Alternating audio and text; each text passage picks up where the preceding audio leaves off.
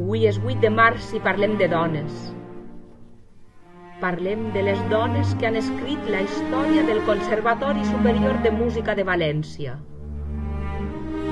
Unes dones que als albors del segle XX, quan encara no podien ni tan sols reivindicar el seu talent artístic i creador, van començar a recórrer un camí que sabien llarg i difícil. Parlem de dones a les quals la societat imposava límits, però que amb intel·ligència i subtilitat van saber fer una lluita callada i constant per arribar a trencar-los algun dia. Parlem de dones carismàtiques que van portar el nom del Conservatori de València arreu del món i van inspirar a les noves generacions amb el seu magisteri.